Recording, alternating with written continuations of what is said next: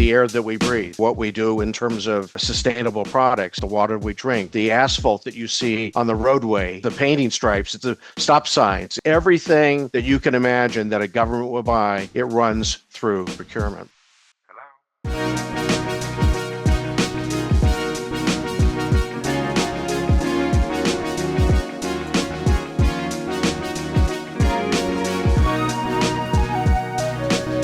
Welcome to An Entrepreneur's Vibes, the podcast that gives insight into the minds of visionary entrepreneurs and business leaders. Brought to you by The Right Direction, the leading professional and technical writing company based in North America. Each episode, we explore the stories and experiences of those who dared to dream, took the leap, and built their own empires. Today, we have another exciting special episode featuring one of the incredible individuals we connected with from the FAPO conference. That's the Florida Association of Public Procurement Officials, where The Right Direction was proudly invited this year. Through this segment, we're shining a light on the world of government procurement, an often overlooked but incredibly essential part of governance, ethics, and public service. So whether you're a student considering a future in public service, a professional curious about procurement, or just someone who wants to learn more about the systems that make our communities run, this episode is for you. Today, we have the honor of welcoming a true leader in the world of public procurement. Our guest became the 5th Chief Executive Officer of NIGP, the Institute for Public Procurement, in 1998, and for more than 2 decades, he has driven innovation in professional development, certification, and global partnerships. With over 40 years of experience in procurement and leadership, he's helped transform the field into a strategic force for good. He has launched initiatives like the LEAP curriculum, the Pathways competency-based talent program, and the NIGP-CPP certification, which has credentialed hundreds of procurement professionals. Our guest has also served as the president of the International Federation of Purchasing and Supply Management, expanding his impact on a global scale. Today, we'll dive into his journey, the evolution of procurement over the years, his leadership lessons, and his advice for both procurement professionals and the vendors who work with them. Welcome to the show, Rick Grimm. Hey, thank you very much, Patricia. Great to be here. Thank you very much for this honor. We're so happy to have you. Well, you've had such an expansive career, over 2 decades of leadership at NIGP and more than 20 years in public procurement before that. Looking back, could you tell us what was it that first drew you into the field of procurement? That's an interesting story. I actually was working for a large county government in the state of Florida, where I was born and raised. And I was a user. I was a client of public procurement and was not able to get anything out of the procurement organization. As you know, procurement would do everything from identifying competition to procuring goods and services under contracts. And we always had contracts that were expired. And so my ability to do my work in my area of government was dependent on procurement, and procurement didn't do their job. And so I was constantly complaining about that we needed to do something about the procurement function. Sure enough, there was a vacancy, and my boss said, who was responsible for both procurement in the area I was, he says, no, listen, you can just go in and fix it. You're the one that's been complaining. And so I had to learn baptism by fire on procurement. I would say since that time, it has been an incredible journey in really understanding that the procurement function really is there to protect the citizen, to build public trust and integrity in the process. And it is also about the relationship you have with the supplier community as well. So you actually have several masters that you're responsible for. One is to make sure, again, that tax dollars are spent appropriately and as efficiently as possible. You're also responsible for making sure you can expand the number of potential suppliers who provide goods and services to the government, because they're also taxpayers. And then you have another series of elements like your elected officials who also want to make sure that we're doing the right thing. But it's been an incredible profession, and I kind of fell into it. And we'll probably talk about that throughout the podcast, as most public procurement professionals fall into public procurement. This was never a career that they thought they would go into, and yet now that they're in it, they absolutely love every day, all the diversity of what you will spend, and et cetera. So it's been great. That's definitely interesting. And I have heard that from other procurement officials that they fell into the field. So that's really interesting that that's been such a consistent thing that they say throughout. And I don't know if you've had this questions or heard it throughout the years, but as someone who is an expert, how do you usually explain what procurement is to someone outside that field? Boy, I have this conversation all the time. And the best way, really, Patricia, to describe it is to actually take that person and sometimes it's just standing on the street corner and watching, particularly if you're in a metropolitan area and you see a school bus go by, and that school bus is important to get kids to school so that they're ready to learn. Procurement bought that school bus. Procurement also bought the maintenance to keep that school bus going. Procurement bought the uniform that the school bus driver is wearing to take those kids to school. All right. Different direction. There's a police car going by. Procurement bought the police car, the uniform, the protective gear that police had, so that when they get on a scene and they're providing some safety and security for the community that they're going to, that they can do that in an efficient way. It's about the air that we breathe and what we do in terms of sustainable products. It's about the water we drink. It's about the asphalt that you see on the roadway. It's the painting stripes. It's the stop signs. It's everything that you can imagine that a government will buy. It runs through procurement. And you served both in local government and at the national and international level. How did those experiences shape your understanding of procurement's role in public service? Yeah, so regardless of where procurement is practiced, there's some essential principles that are involved with it. The first one is that in order to ensure the integrity of procurement, you need to have rules and regulations in place. And that's true whether you're talking about international public procurement, because I've had some experience with that. Whether you here in the United States and Canada are talking about federal, state, or local procurement, it's creating a framework of rules to make sure that money is spent, taxpayer monies are spent correctly. And it is about maximizing competition, but it's also about making sure that there are compliance issues related to it. Now, I will say that compliance is the kind of the foundation of public procurement. But if we stop at compliance and we just think that that's the rule of public procurement and don't think of it in terms of a strategy and how government serves its citizens, then we kind of fall short of the real power of procurement. And I wanted to ask some questions about your leadership role in NIGP. For those who may not be familiar, how would you describe the role and mission of NIGP in supporting procurement professionals? Great question. Really, our mission really is to help develop and support and promote the profession through the professionals that are working in that in the governments. Our primary member really is a public entity like state of Florida or the city of Coral Gables, or I'm here in Washington, D.C., so D.C. government or the state of Virginia. And then it's really to provide education, resources, materials, networking opportunities for individuals that are actually doing the procurement work in those respective jurisdictions. And quite honestly, and I know I mentioned about falling into public procurement, but I actually think it's a real challenge when you think about the amount of money that is spent by governments in procurement. That number, quite honestly, Patricia, is somewhere in the neighborhood of 4.5 trillion dollars in the United States alone that is spent through public procurement. And yet there are very limited number of even concentrations of studies in public procurement. For example, I have a master's in public administration. When I got my master's in public administration, I learned about public finance and HR and macro approaches to providing the right government.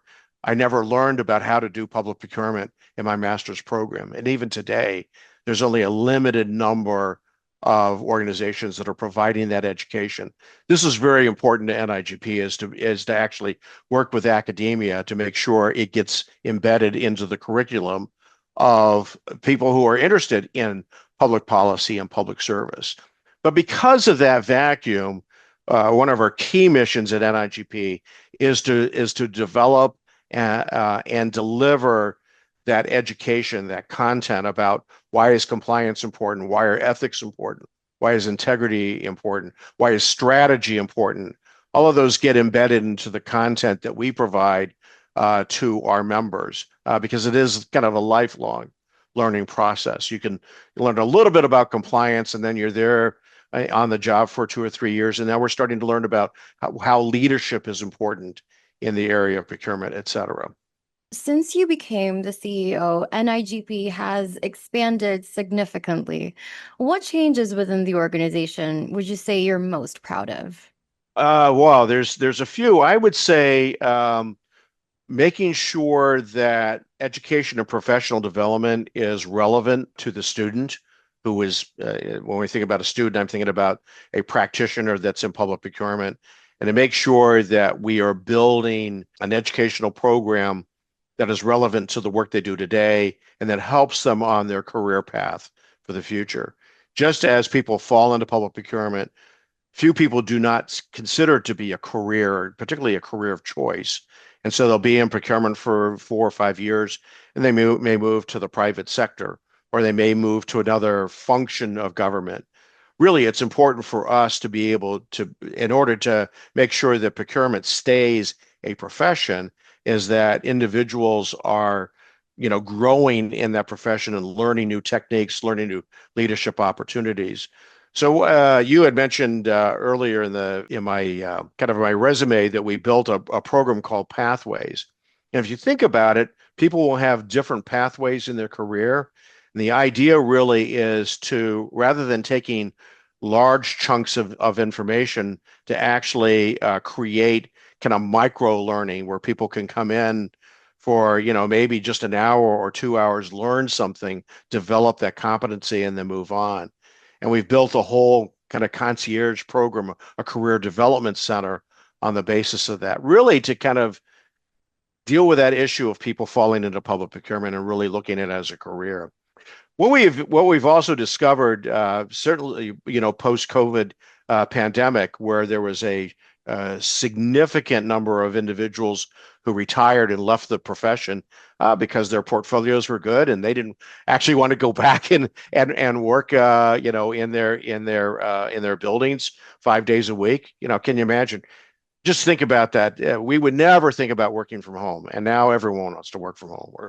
So what we wanted to do is to kind of build a a system of micro learning, and then help people tackle that particular competency and then move on. So that Pathways program, I think, is the one element that we are most proud of.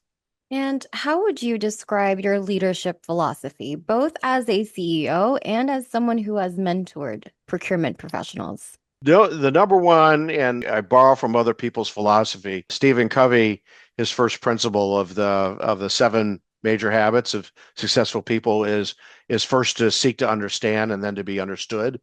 So I think, particularly for me, as a CEO, is always listening to our members.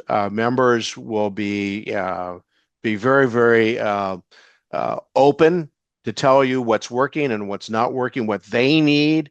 And so, my role is to listen to our leadership, our rank and file members, to empathize with them, to create that relationship, that trust relationship, because we are there to benefit them as a member. We've had 18,000 members that are part of the NIGP community.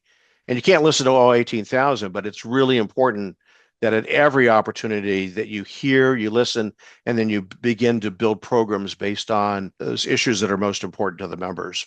Now, procurement has changed dramatically in the last 30 years. What do you think has been the single most significant shift in public procurement during your career?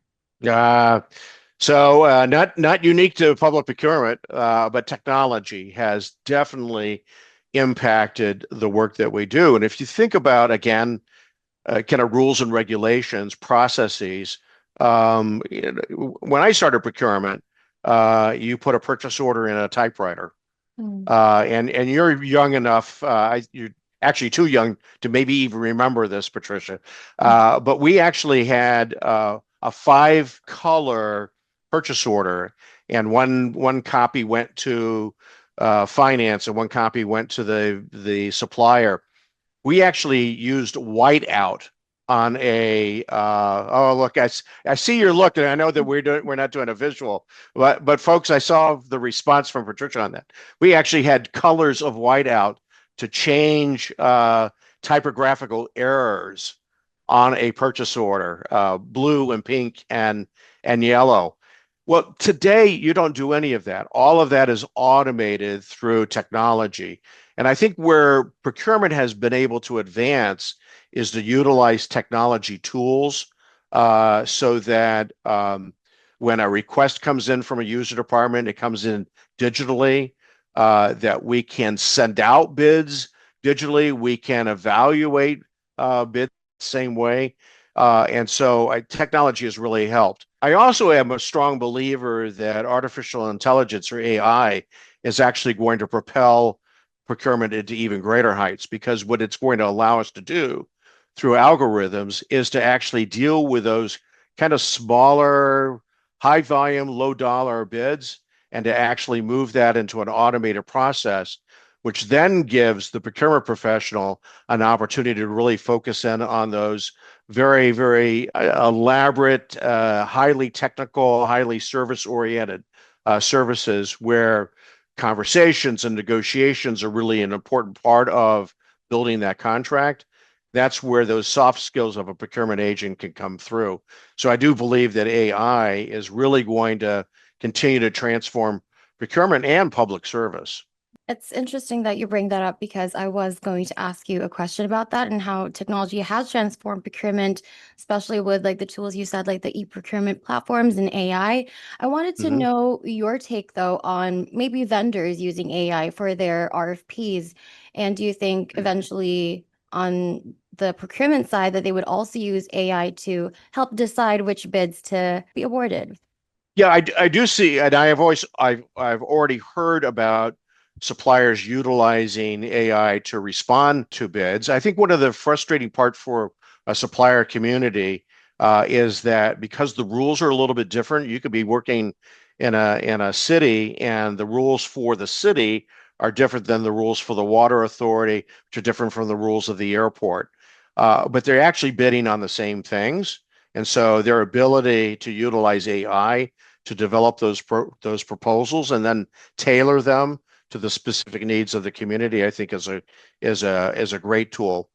We are currently, I've heard of a number of our members in public sector that are also utilizing AI to do the initial assessment, simply by having and inputting into a chat GPT or whatever platform they're utilizing to do the initial assessment. And then you're using kind of the influence that you have as a professional career individuals to really, fine tune those differences that would separate candidate A from candidate B. But definitely leveraging technology to do the preliminary work. Now, how do you balance innovation and procurement with maintaining public trust and accountability? So when I think about public trust, it is having confidence that the government is utilizing my tax dollars appropriately. And so a key point of that, when we think about public procurement, we actually have six values. It's about accountability, ethics, impartiality. It's about professionalism. It's about service. But that last one on transparency, I think, does make public sector unique and public procurement unique. And so transparency is really important, that an average citizen can know where the government is spending its dollars and who it's spending it with. And technology is a way in which you get that done, because that technology is the place where you are creating databases of what you bought, who you bought it from, how successful the program was, where the cost savings are. And then making that data available to the citizen, it continues to kind of build that trust. Where you will erode trust is when you don't share with the supplier or the community the decisions that you made. So if you were, particularly if you were a bidder on a particular product, it's really important that you know why you were successful or unsuccessful and why. Because if it's a company, they want to know what do they need to do differently in the future to, whether it's to sharpen the pencil or to make a greater attempt at demonstrating their capabilities. They'll want to know that because they want to win government business. But that transparency is absolutely critical. And that's kind of the merging of technology and compliance in order to make sure that individuals have that confidence that the public trust is being preserved. That's really fascinating, actually. And do you regularly give this feedback to vendors when they don't necessarily win bids? Absolutely. Absolutely. We're a strong advocate of what they call a post-bid conference, and also to let your suppliers know that they have an opportunity to appeal a decision that was made. That's another way in which to build confidence, because, quite honestly, procurement team could have misread a piece of information that came through on a bid. And so giving suppliers that opportunity to say, listen, wait a minute, I think we were better than my competition. I know my competition. I'm competing with them all the time and trying to figure out how I got that wrong. And I tell you, and I'm just going to throw a number out there, but I can pretty much assured that 9 times out of 10, the supplier at least understands why they were not successful in a bid solicitation by having that opportunity to have that post bid conference, what we call a debriefing, is really, really important. And could you tell us what role do you think procurement plays in advancing sustainability and social responsibility today? Yeah, so it's a great question. We see that primarily driven by the communities of practice. And it really depends on where you are in North America, on where sustainability is a big issue. As we look at our members, there are certainly geographic areas, Pacific Northwest, to call them out, Oregon, Washington, British Columbia. I certainly see it in the Northeast metropolitan areas, New York, Boston, Massachusetts, New England, where sustainability is really, really important.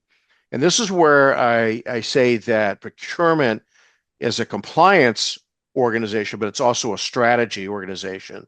So if the strategy of the municipality or the community that we're supporting is to look at carbon footprint, looking at recycled products or not buying products that are detriment to the environment, then procurement should be at the forefront of that rather than on the backside of it so that they know the right products that are going to be good for the community. So having that conversation right at the beginning as a government thinks about what a sustainable procurement environment would look like, that you bring in the procurement professionals right in the beginning of the conversation to say, we really think that we need to be working on sustainability in our community. How can you, procurement folks, get that done as you are buying goods and services for the communities that we're using? Now, I wanted to get some insights on vendor relations. How important is it for vendors to understand the mission and values of the public agency they're bidding to? That's a great question. We have actually built in the last I want to say it's probably been 3 years, kind of a certificate program for suppliers that actually runs through the key elements that they should know about as they are bidding in a public environment. Listen, public and private sector, we both, from a procurement standpoint, are trying to maximize competition. I think where there's some separation, where there's some differences, is that the private sector would prefer to limit, they'll do the competition, then they will have a long-term relationship with that supplier. What I mean by long-term, it could be 5, 10, 15, 20 years as they work through it. Competition is not as important. Getting good pricing, which then helps with creating a good profit margin for the company, is important. In the public sector, it really is about thinking about the supplier as another element that we're serving. We serve the supplier community as well as the citizens, as well as the user departments within my own organization. So it's really important that the supplier understands how public procurement is different in those areas. What are some of the key components? Why is competition so important? Why issues of transparency and that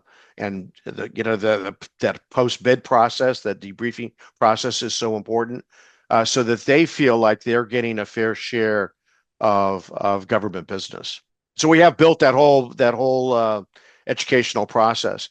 Now, from an NIGP standpoint, we also, as part of our annual conference, we have a trade show. A trade show is an opportunity for a supplier to come in as an exhibitor and to be able to share with senior procurement officials, the next best thing that they've developed as a supplier, innovation. And so that's a key component of our program over a 4-day period. We actually slice out about 7 hours for this expo because it's part of an educational process. It's not going and getting little tchotchkes from suppliers, but it's actually having conversations with the suppliers to understand what's new in their marketplace. The last thing I would mention on that particular area is that NIGP has built a business council. These are larger corporations not competing in the same space that work with us so that we understand from them what businesses are thinking about as it relates to public procurement, and we hear them. They actually have conversations with our governing board on a regular basis to understand the supplier perspective of public procurement and actually the buyer perspective of public, bringing those two groups together to have conversation. Not different than what I shared with you before. My number one thing that's important in the role of a CEO is to be able to listen. And again, for our board to listen to the suppliers and for the suppliers to understand what's going on in public procurement. And I'm sure you've seen a lot of proposals before. Could you share some of the qualities of a vendor that immediately stands out to you? Wow. So I actually, I haven't done procurement as a procurement professional for 28 years. So you're going to catch me on this one. But I would say a supplier that demonstrates innovation, high customer service, good quality products delivered. We in procurement, we talk about the 5 R's. It's the right price, right location, right quantity, right quality, et cetera. So a supplier that provides and actually goes above that to make sure that we're delivering, good products and services to the community is really important. The other thing that I would mention is that we're seeing more and more jurisdictions not use a bid approach, which is I want to buy 1,000 of this unit, and going actually to a solutions base. So what we would refer to as a request for proposal or an RFP. An RFP actually gives governments and suppliers more flexibility in identifying innovative ways to solve a problem. And a matter of fact, most RFPs that are written by governments are there to define a scope of work that said, here's the problem that we're trying to resolve. Here's how we're trying to support our community. And for the supplier to come up with innovative areas. As a matter of fact, in most RFPs, price is a consideration, but is not the only consideration. And it gives the suppliers that flexibility to be more innovative and more creative, and ultimately deliver a better product or service to the community. And in your experience, how can suppliers build stronger, more collaborative relationships with procurement professionals beyond just the RFP process? I believe that this is all about, Patricia, it's all about relationship building. One transaction at a time. Yeah, one RFP or one bid at a time. But it's about building that trust in a relationship. And quite honestly, I think this is where there are some lessons learned with us with the pandemic. If you remember the early days of the pandemic, we were short of supplies on PPEs. Remember, you have to have the gowns and the mask and all, and that supply was gone. And finding out other suppliers that could provide us for us, and some of it was products that were inferior, that we're paying an extraordinary price for. And it's all about, had we built that stronger relationship with the supplier community, not that we wouldn't have the crisis that we had, because who could have predicted, in March of 2020, how our world was going to literally be turned upside down by the pandemic. But I do believe that, and I think this is a lesson learned where we have really worked on from an NIGP standpoint, is that it is about relationship building with the supplier community, one-on-one. And that's why that Products Expo at our annual meeting is so important. That's why the Business Council is so important, because it's about building those relationships. And so it may not even be an issue that's pertinent to today, but to be able to go to a supplier and say, we're thinking on public procurement to do, maybe change our procurement process this way. Can you give us some feedback? Because quite honestly, the procurement community is a community of buyers that are working for government, in our case, and a community of suppliers who are providing the goods and services that we need. And if that is a strained relationship, if it's a mistrusting relationship, we don't go very far. And have you noticed a shift in what procurement teams are prioritizing from vendors compared to 20 years ago? I think one clear shift is that there is a different market for what I would identify as commodities. Now that market has changed a little bit, so just stick with me. But there are commodities. These are products that are relatively low in value, but high quantity of them. And so public sectors were all buying through a competitive process those products on their own. I'll give you a great example, which was kind of the nexus of this conversation, was office supplies or school supplies. And so you may have 5 school districts in a town, depending upon how it's set up, and each of those 5 school districts is doing their own bid on school supplies, Crayola paints and art supplies, etc. And so that's where we saw kind of a growth in a cooperative procurement arrangement. Sometimes, and the reason why I mentioned school districts is that was my last job before I joined NIGP. I was actually working for a medium-sized school district, and we decided to get together, and rather than everyone doing their own thing, that we would consolidate our needs and do a single bid. From that, the cooperative procurement environment grew.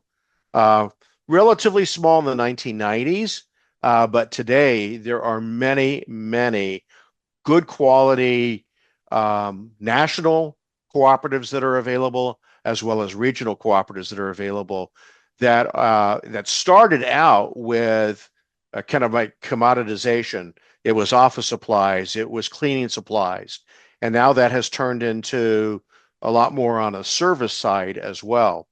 And what that's done, if cooperatives are done correctly, and I see there's a framework that's involved in it, like making sure that it meets the criteria that's been established in the public sector. Again, on that compliance area, typically they'll utilize a city of X, and the city of X will actually do the procurement, and then other jurisdictions can buy off of that contract. What that's done is that's provided an option for governments to buy off of a cooperative, and then to spend their precious resources, mostly people, talent, to do those higher end cooperatives. So I would say that cooperative procurement and those organizations have really been a significant shift in how procurement is handled. Thank you. And now I wanted to get more of your global and collaborative perspective on procurement. You served as president of the IFPSM, engaging with procurement professionals worldwide. What global practices have inspired your work in the US? Well, first of all, that was a long time ago because I've been around a number of years. It was actually 20 years ago, strangely enough, that I was a president. And what we did with the International Federation is it was a federation of associations that support the procurement community. Over the years, it's been an issue of looking at creating standards. The reality is that a lot of suppliers are multinational corporations, right? And so they're looking for a consistent standard when you're not only at the standard of the product, but how that product is procured. And so there has been a push to create more standards for public procurement, especially in a regulatory framework. I know this is really important in the European Union, where the EU has created standards for products and a kind of a systematic process by which procurements are done cooperatively. And so what we focused in on the NIGP side is to build on those standards. We've created over a series of years global practices, best practices that would be relevant not only to the city of San Diego or the state of California, but those same standards could be transitioned into governments in Europe and Asia and Africa and South America. And so it is about looking at what are the best practices that can help procurement be successful and to be able to emulate those on an international scale. And could you share some similarities or differences that you've noticed between procurement challenges in the US and abroad? Actually, I would say that the challenges are where the focus has been. I would say that for the most part, still the focus has been on compliance, regulatory compliance, again, to make sure that you are hedging against corruption and that everyone trusts the procurement process. But I would say the shift has been really to think of it more in terms of procurement as a strategy. And we're seeing much more of that shift happen in North America. We represent both Canadian and U.S. interest, and thinking of procurement as a strategy has been a significant shift. And not necessarily have seen those in other areas, mainly because we're still thinking about how do we utilize procurement as an anti-corruption measure. It's really fascinating that you brought that up, corruption, because I don't know exactly how it works in the US, but I've heard it happens in most countries, a lot of countries maybe, where, how it's very important in procurement for the allocation of, taxpayer funds. And sometimes, there are suppliers or contractors that may not be allocating the budget correctly to the services and the goods that are meant for the people. Who is more responsible for that? Is it on the government side? Is it the supplier side? And how do you think we can fix that? Well, you're going to get my bias on this. My bias is that's on the government side. Mm. So if the government has not built a procurement system that really is focused in on the values of public procurement, again, impartiality, transparency, ethics, and has not stipulated and expressed in writing through a regulatory framework, then all bets are off. And then you could have an elected official that says, "Well, there's no rules about how I buy," and so my family is a major concrete provider. We're just go to my family and buy it there. And then people go, well, why is the mayor buying from their own family? Well, there's no framework. There's no regulatory framework that's been built. And that's why that framework is so important and compliance is so important. Otherwise, you have an ad hoc, you have kind of a disarray of how procurement's being done. So that's the first element. And it really is incumbent on the government to build what those regulations should look like. It's also incumbent on the government to make sure that that those rules and regulations are not so restrictive that it keeps out good companies from participating in the process. Because you could write a regulatory framework where there's only one vendor who is able to bid on the job. And guess what? When there's no competition, your prices increase. I mean, it's a proven fact that the greater the competition, the better of the quality and the price that you're going to get. That's really fascinating because I did also want to ask you, like, is it better to have suppliers work with you for long term, or is it better to have that competition and, keep cycling through suppliers over the years? Well, the reason why we believe in the latter, particularly from a public sector standpoint, is we do see the supplier as a business that's in our community, and therefore they're a taxpayer. Now, they're a different kind of taxpayer, but again, they're contributing to the benefit of the community. They are, as a company, whether they are a manufacturer in my community, they're hiring people, and those people now have jobs, and those jobs help them go to restaurants and businesses and et cetera. So they're all part of that infrastructure that keeps a community strong. But the reason why in government, by the way, when they write a contract, typically it's written either for the to finish a project like a construction project, or if it's about commodities and services, it's usually good for about 2 to 3. Maybe they'll do some options to renew it for 4th and 5th year. But the reality is that over time, new suppliers come into the marketplace. And so if you have a long-term relationship, I'm talking about 10, 15, 20 years relationship, a new supplier can't get into that opportunity to show that their products are just as good and at a better value, at a better quality.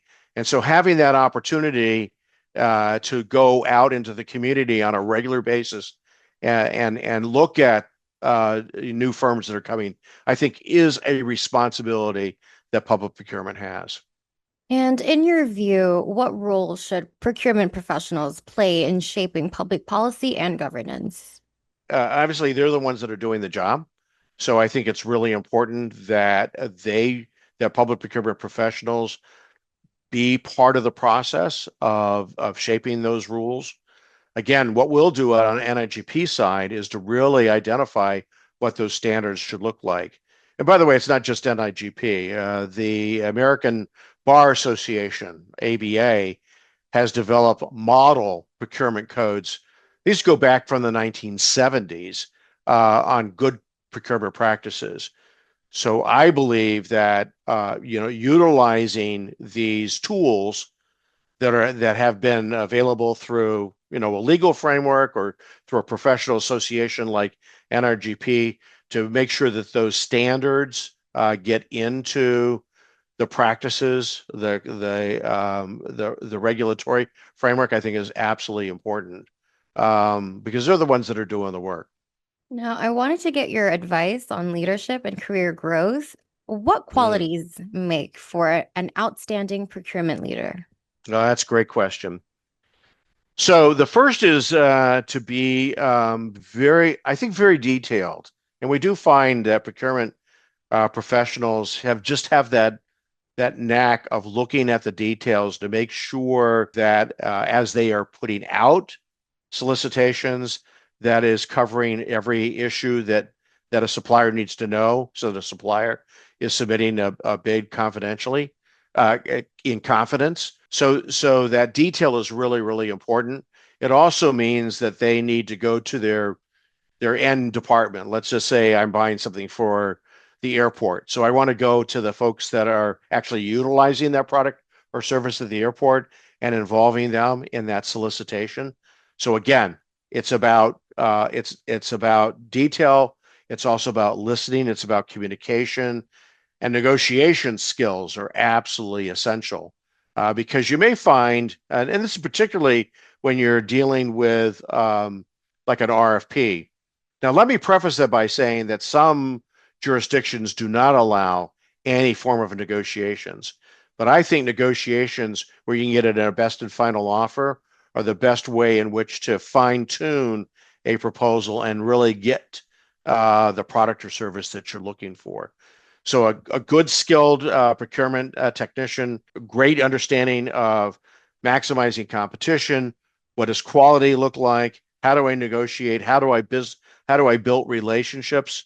And then to really think about what it means to be a leader, which is to inspire others to be part of the procurement process so that you role model what exceptional leadership looks like.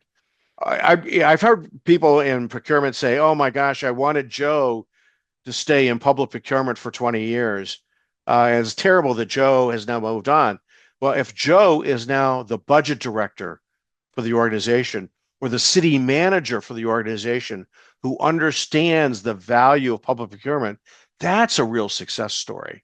That we've moved Joe or Alice from procurement into other important elements of a government and really understand why public procurement is so important. And if you could give a piece of advice to someone considering a long-term career in procurement, what would it be? The first piece of advice is join NIGP, of course. Now, seriously, I think that I'm not so sure that every person is skilled in the area of public procurement, because it does take a unique person, particularly in public service. If you think about public service, that's a unique individual who really understands what it means to deliver best value to the community, but they really want their community to be better as a result of their involvement, their engagement. You don't make a ton of money in public procurement, but you do have an impact on the communities you serve.